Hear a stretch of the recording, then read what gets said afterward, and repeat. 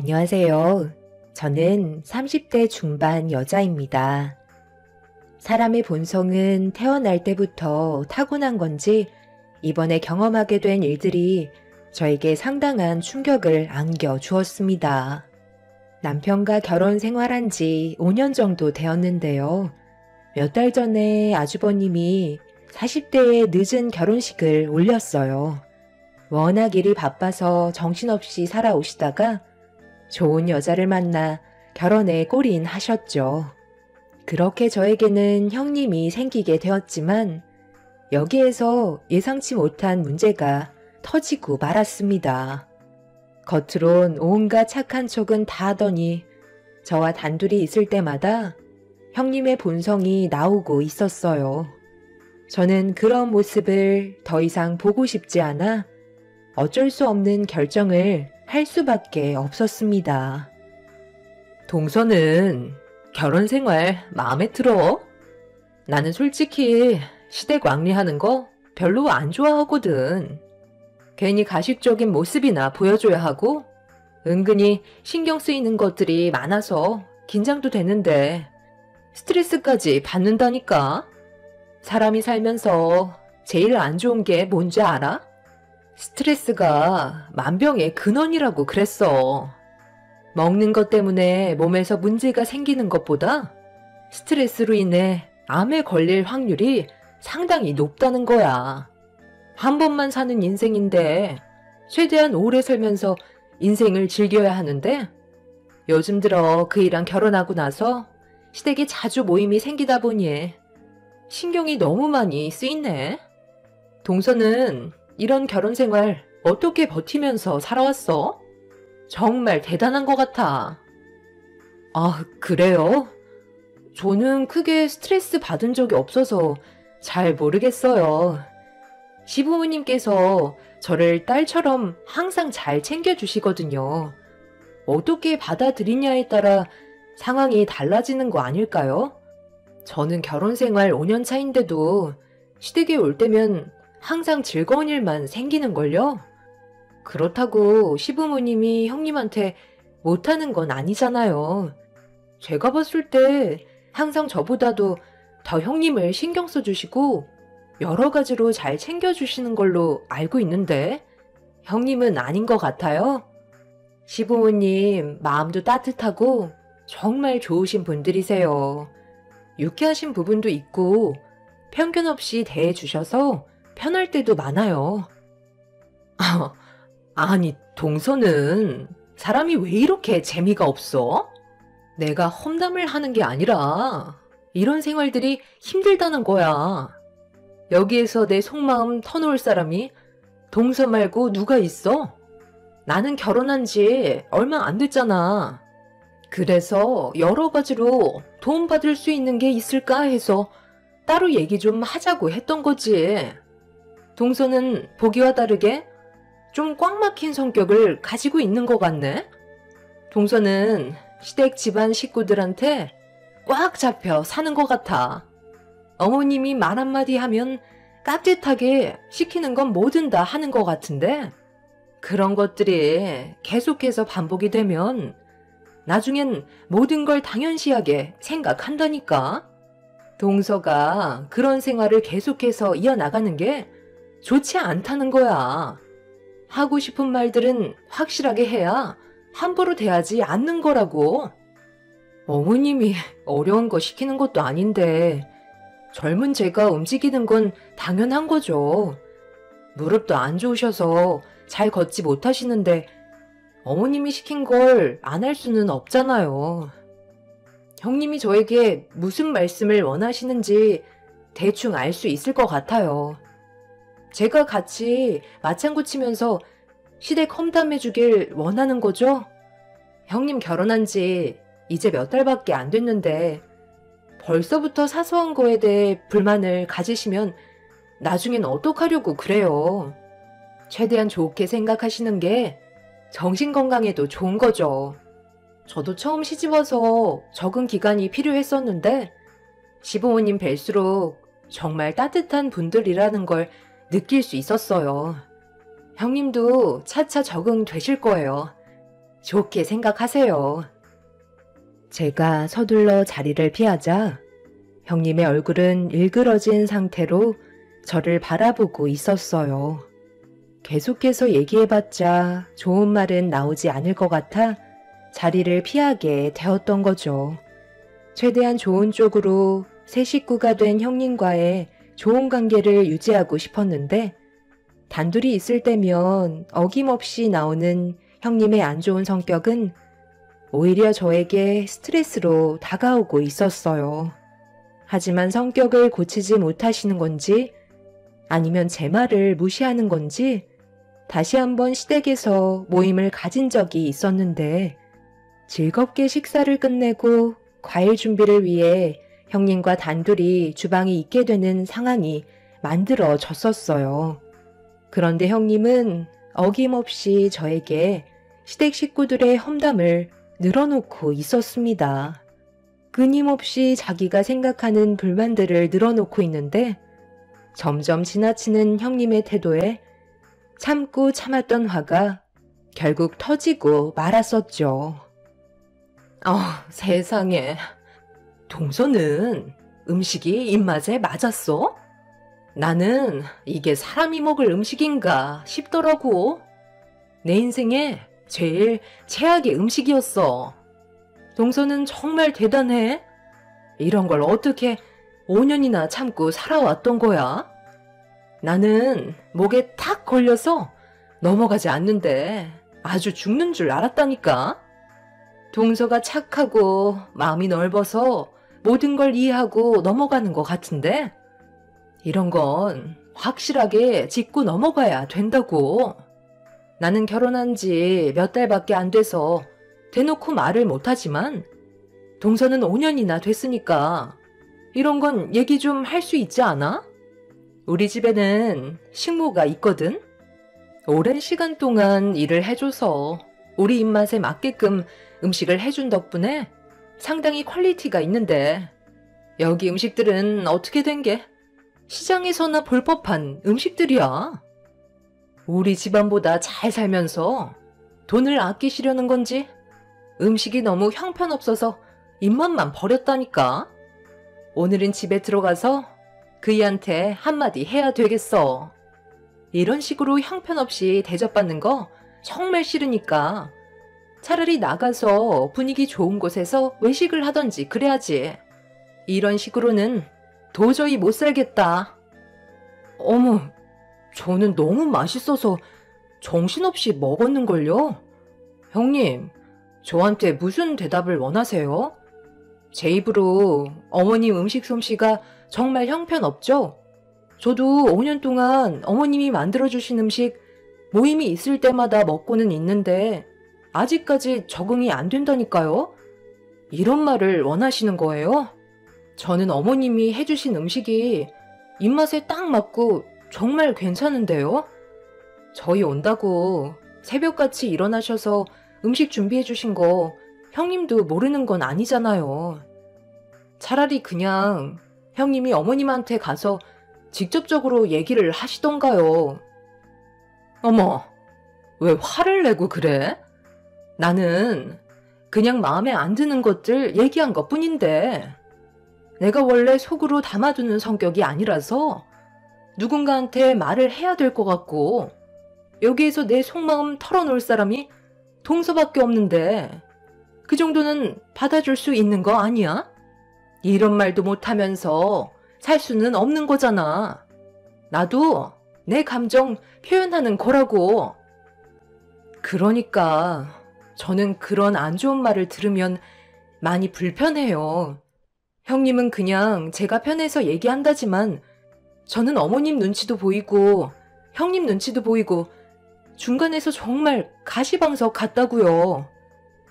그날도 어김없이 제가 먼저 자리에서 일어나 과일이 담긴 접시를 가지고 거실로 나갔어요.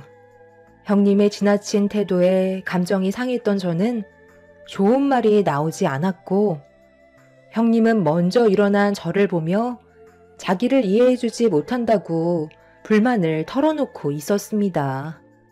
형님과 더 이상 대화를 섞고 싶지 않아 저는 자리로 돌아와 거실 테이블에 과일 접시를 내려놓고 앉았는데 시모가 제 표정을 보셨는지 주방에서 무슨 일이 있었냐고 물어보셨지만 사마 형님과 나눴던 대화에 대해 시모한테 설명해 드릴 필요는 없다고 판단해 별일 없었다며 대충 둘러댔어요. 형님은 저에게 온갖 불평불만을 다 털어놓곤 아무렇지도 않다는 듯 거실로 돌아와 웃으면서 시부모님과 즐겁게 대화를 나누고 있었어요. 그 모습을 지켜보고 있던 저는 가까이 하면 좋은 영향을 받지 않을 것 같은 느낌이 들게 되었고 그때부터 시댁에 모임이 있을 때면 형님과 단둘이 있게 되는 자리는 최대한 만들지 않고 피하는 게 제일 좋은 방법인 것 같았어요.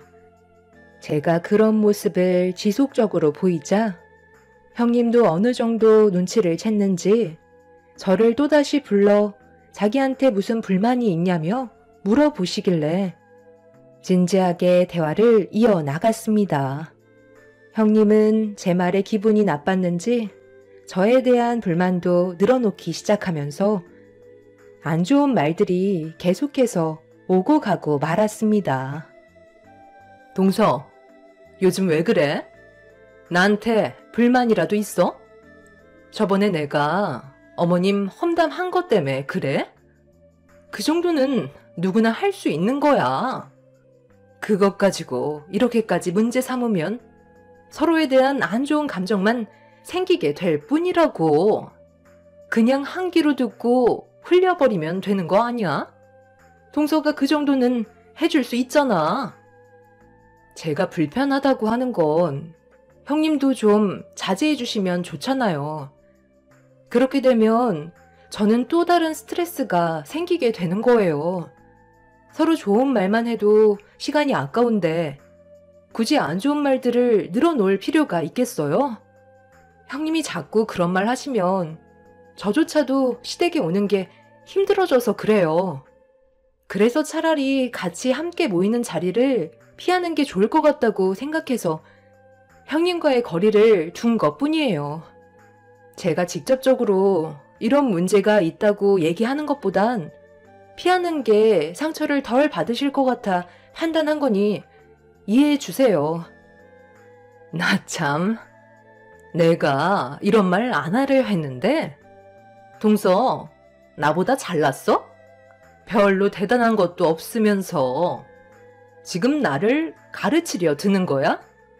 내가 동서보다 훨씬 많은 것들을 경험했고 지식 또한 상당히 많이 차이 난다고.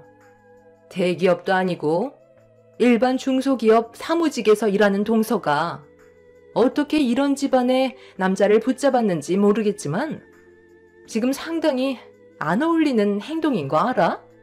내가 이 집에 큰 며느리로 들어왔으면 깍듯하게 행동해야지.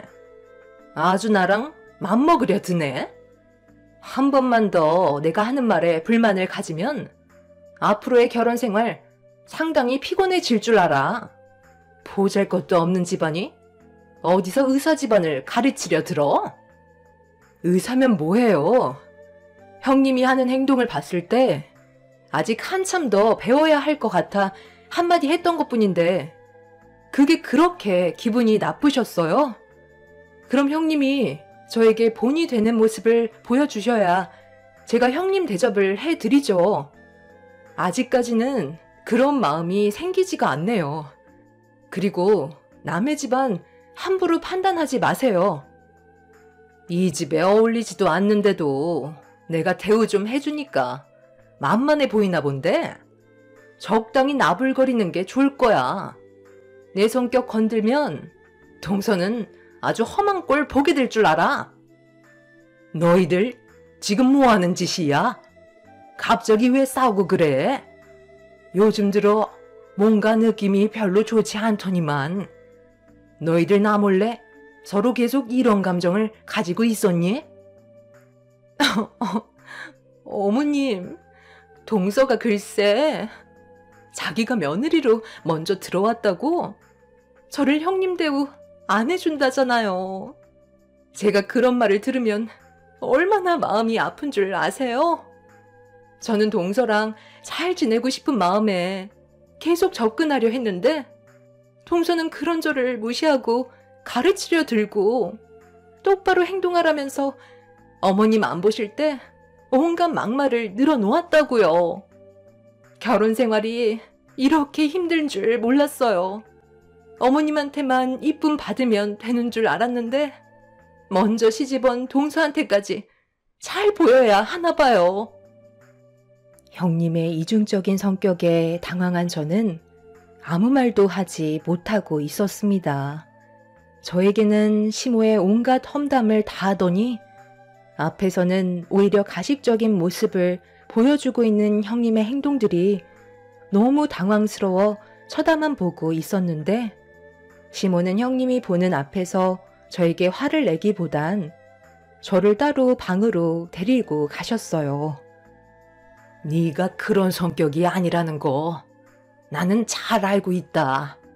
우리가 함께 생활해 온 지 벌써 5년이 넘었는데 내가 그 정도도 모르겠니? 도대체 뭐가 문제야? 네가 이렇게까지 얼굴 붉히면서 화를 낸 적이 단 한 번도 없었잖아. 앞으로 서로 계속 얼굴 보면서 지내야 할 텐데 오해가 있으면 풀어야 하지 않겠소? 모든 것들을 어머님께 말을 할 수가 없어요.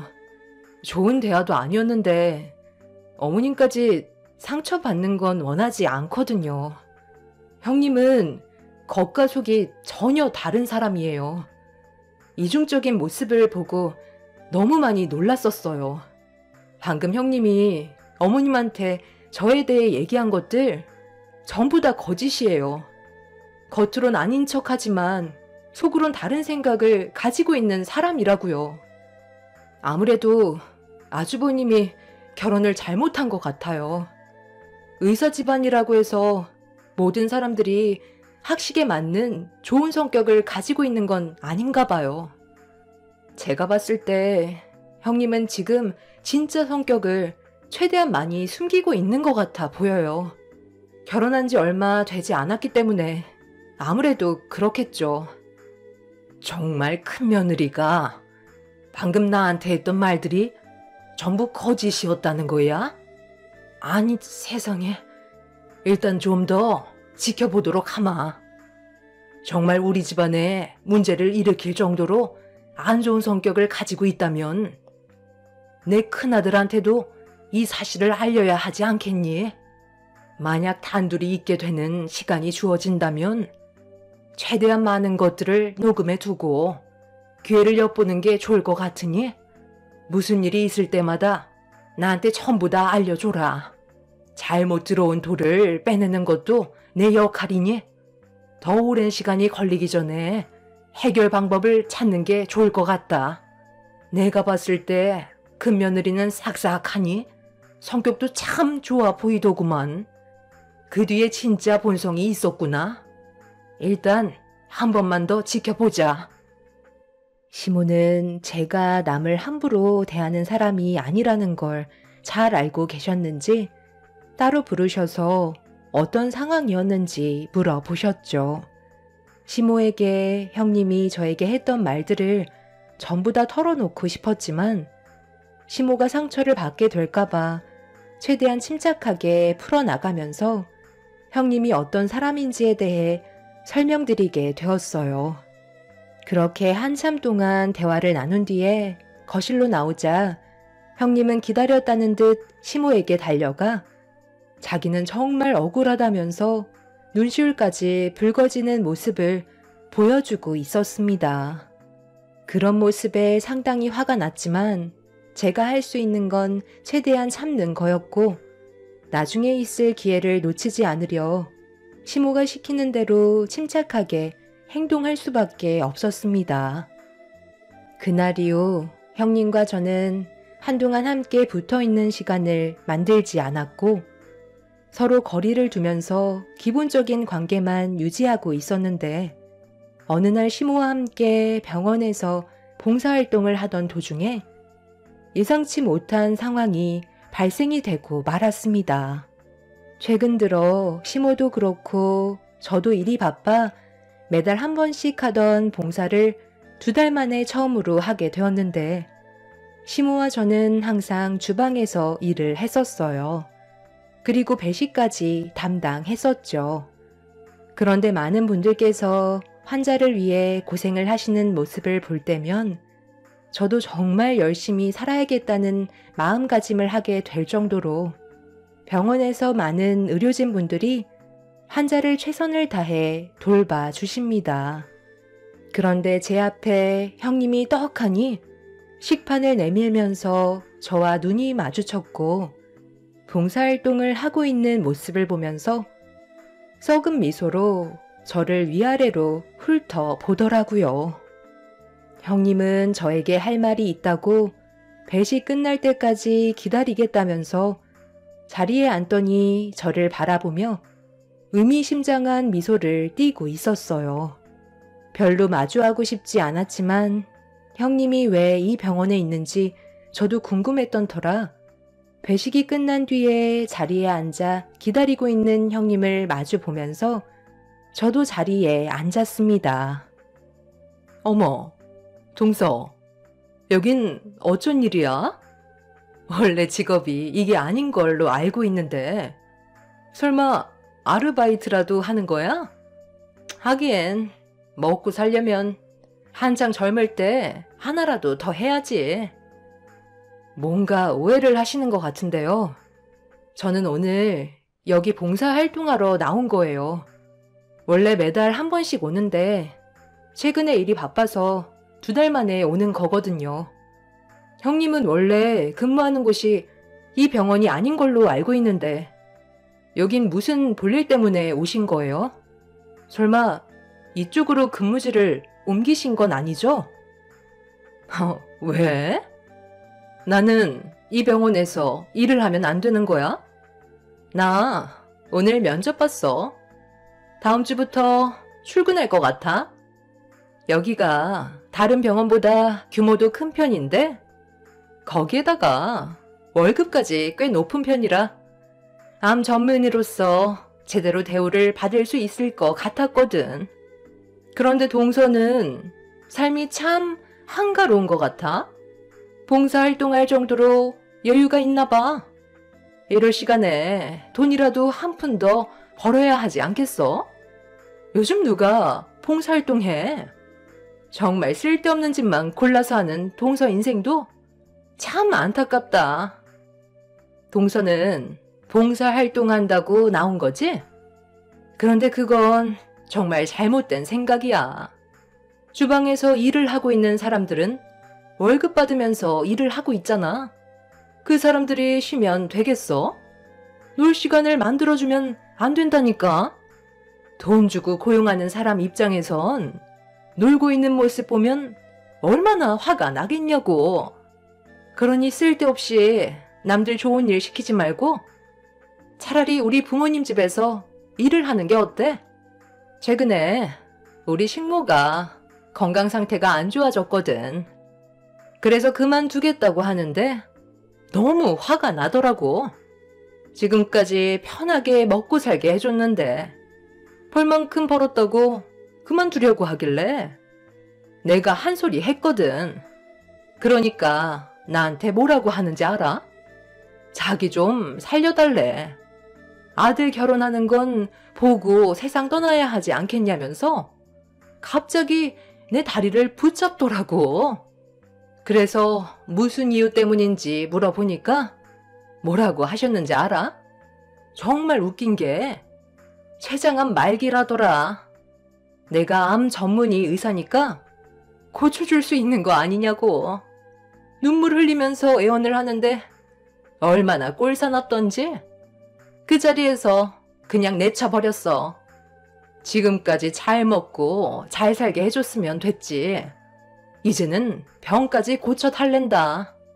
돈 있냐고 물어보니까 뭐라는 줄 알아? 빚 갚는데 다 써서 췌장암만 고치면 평생 우리 집에서 무상으로 몸 바쳐 일을 하겠다는 거야.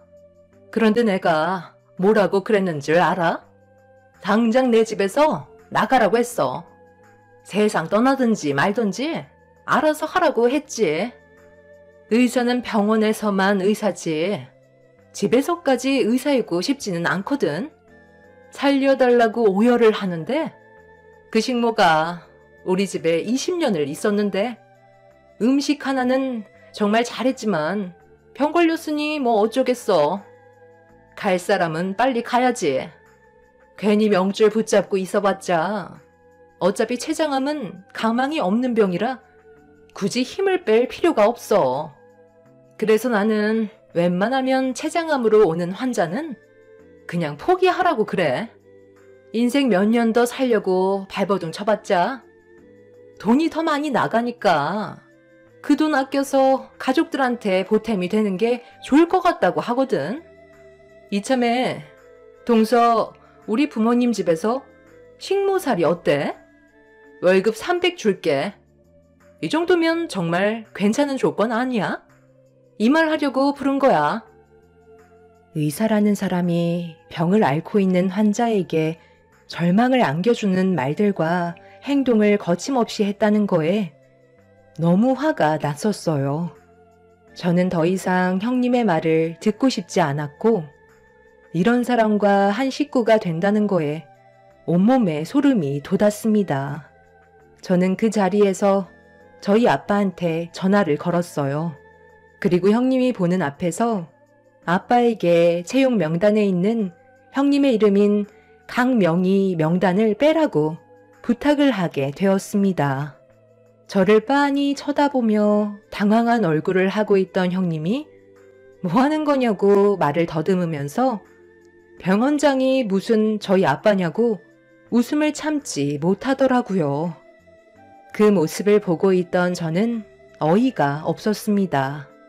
제가 정색을 하면서 형님을 바라보자 그제서야 사태의 심각성을 알았는지 굳어진 얼굴로 저를 바라보던 순간 시모가 주방에서 일을 마치셨는지 저와 형님이 앉아있는 모습을 발견하시곤 다가오셨어요. 어머님, 동서 머리가 어떻게 됐나 봐요. 여기 병원장님이 동서의 아버님이라는데 아니잖아요. 제가 알기론 동서네는 평범한 가정에서 자라온 걸로 알고 있었는데 아니었나요? 지금 뭐가 어떻게 된 거죠? 어머님은 알고 계실 거잖아요. 동서가 지금 병원장님께 전화를 했는지 채용 명단에 있던 제 이름을 빼달라고 했다니까요. 너는 우리 집 며느리로 들어온 지 얼마 되지 않아서 아직 많은 것들을 파악하지 못했겠지만 작은 며느리는 아빠가 둘이나 된다. 우리가 왜 이 병원에서 봉사활동을 하겠니? 여기 병원장님이 작은 며느리의 양아버지다.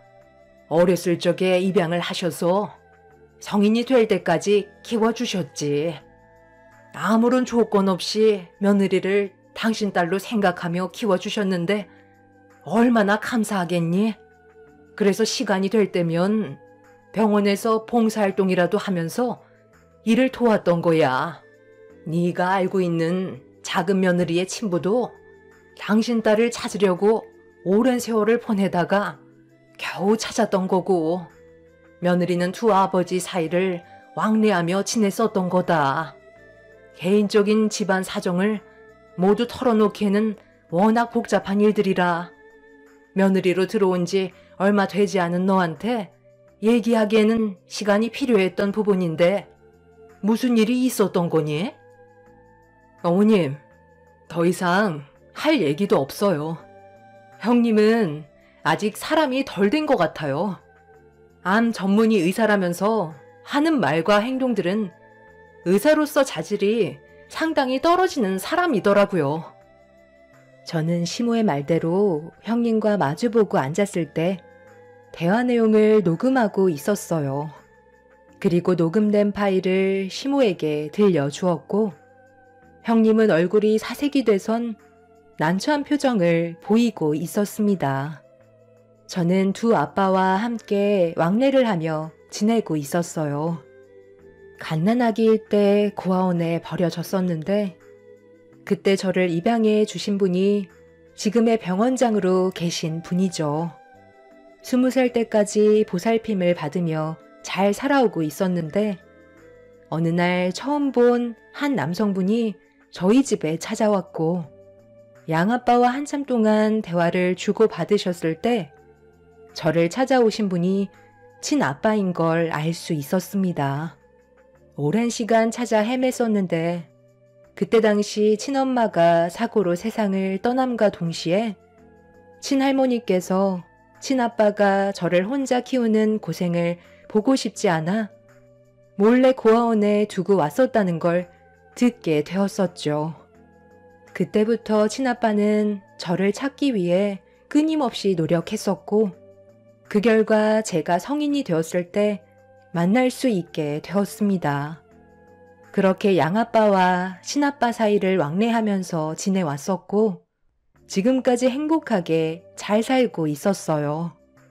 양아빠는 워낙 일이 바쁘셔서 얼굴 한번 뵙는 것도 쉽지 않았었죠.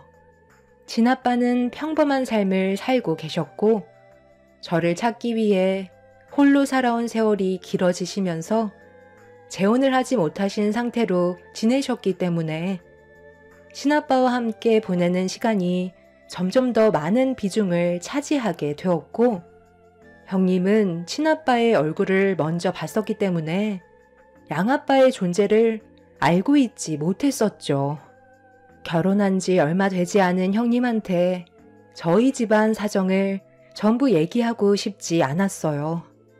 그리고 시댁 집안 식구들 또한 제 집안 사정을 함부로 얘기하지 않았죠. 제 입으로 모든 걸 얘기할 때까지 기다려 주셨습니다.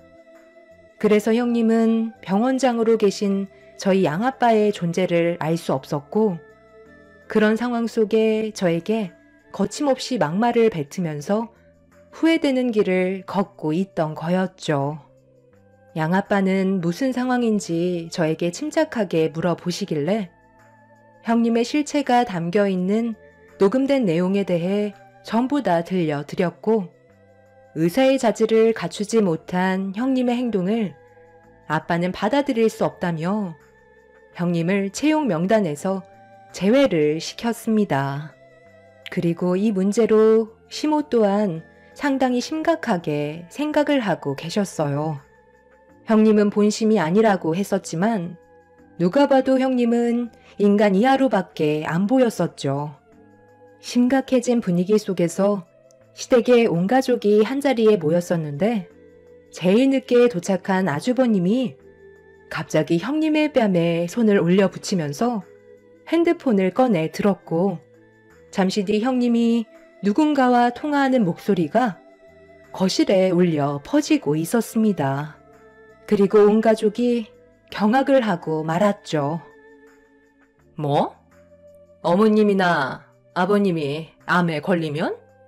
무슨 말을 더 해주겠어. 그냥 가망 없습니다가 최고지. 쓸데없이 고치려고 들쑤셔봤자 좋아지기는커녕 오히려 힘만 빠진다니까. 내가 암 전문의 의사인데 내 말을 믿지 누구 말을 믿겠어? 어느 정도 신용은 하겠지만 살리겠다고 모든 걸 쏟아붓지는 않겠다는 거야. 너도 알지? 내가 시댁에 가는 걸 얼마나 싫어하냐? 가식 떠는 것도 얼마나 짜증이 나는데 그이랑 결혼했으면 단둘이 살면 되는 거지. 왜 이렇게 바쁜 사람 불러서 쓸데없이 저녁을 먹는 건지 모르겠어. 음식이 맛이라도 좋으면 몰라. 내 인생에 최악의 음식이라니까.